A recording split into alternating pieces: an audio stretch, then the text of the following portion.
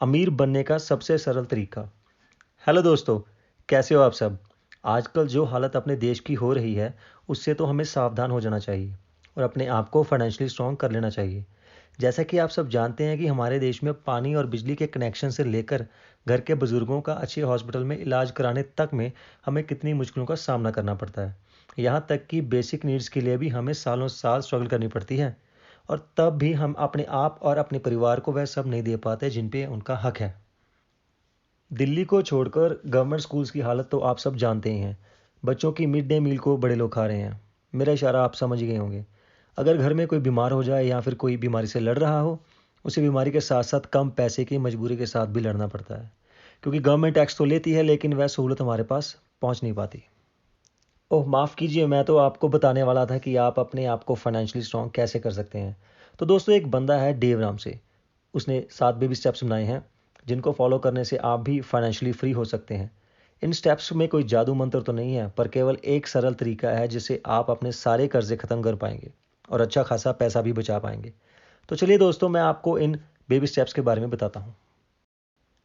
Baby step number 1। दोस्तों, Dave Ramsay का कहना है कि आप कम से कम $1000 इमरजेंसी फंड्स को सेव करें। इसका मतलब ये हुआ कि कम से कम 50,000 रुपये जोड़ें। इमरजेंसी फ़ंड का मतलब है जैसे कार ख़राब हो जाना, बाइक ख़राब हो जाना, घर में कोई बीमार है उसके इलाज के लिए पैसे, या फिर कोई भी इमरजेंसी के लिए बचाए गए पैसे, जिसको हम इमरजेंसी फ़ंड का नाम देंगे। अगर आपको 50,000 बहुत ज़्यादा लग रहे हैं तो आप 25,000 से लेकर 10,000 रुपये जोड़ सकते हैं। लेकिन मैं आपको सलाह दूंगा कि आप कम से कम से शुरुआत करें। बाद में जब सब बेबी स्टेप्स पूरे हो जाएंगे फिर आप इमरजेंसी फंड्स के अमाउंट को बढ़ाते रहें। Baby step number 2। हर तरह के छोटे से छोटे कर्जे को जल्दी से जल्दी ख़त्म करने की कोशिश करें। कोशिश करें कि आप सबसे छोटे कर्जे शुरू करें और धीरे धीरे बड़े कर्जे को ख़त्म करें। जैसे कि अगर आपने बैंक से पर्सनल लोन ले रखा है 25,000 रुपये, और कार का लोन है 2 लाख, और घर का लोन है 15 लाख, तो इसमें से आप पहले पर्सनल लोन ख़त्म करें, फिर कार का लोन और उसके बाद घर का लोन।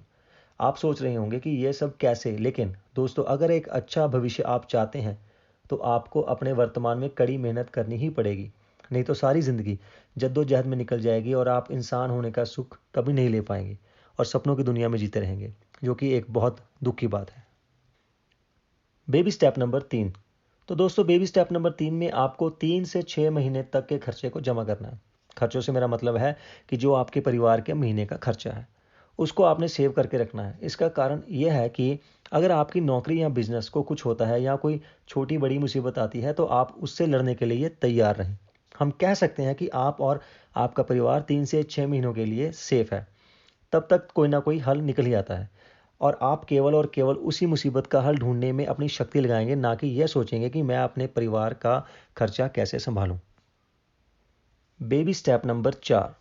दोस्तों, इस स्टेप में आपने अपनी इनकम का 15% बचाना है अपनी रिटायरमेंट के लिए, क्योंकि हर कोई सरकारी नौकरी नहीं कर रहा कि उसको रिटायरमेंट के बाद पेंशन मिलनी शुरू हो जाएगी। Baby step number 5। Baby step number 5 में आपने अपने बच्चों के कॉलेज की पढ़ाई के लिए पैसे सेव करने हैं।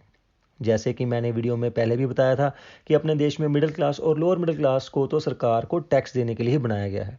बेनिफिट्स के नाम पे तो उन्हें हमेशा ठेंगा ही मिलता है। आजकल की पढ़ाई के खर्चे और बच्चों की कॉलेज की एडमिशन में माँ के गहनों से लेकर घर के बर्तन तक बिक जाते हैं।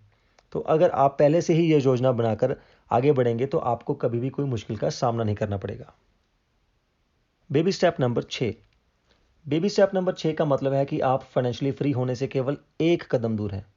इसमें आपका केवल एक ही लक्ष्य होना चाहिए कि अगर आपके ऊपर घर का लोन है तो आपने उसको अब जल्दी से जल्दी ख़त्म करना है। पर आपको यह जानकर बहुत खुशी होगी कि आप कर्जा मुक्त ज़िंदगी से बस कुछ कदम दूर हैं। Baby step number 7। Baby step number 7 को बताने से पहले मैं आपको बधाई देना चाहता हूं कि आपने इस वीडियो को देखा।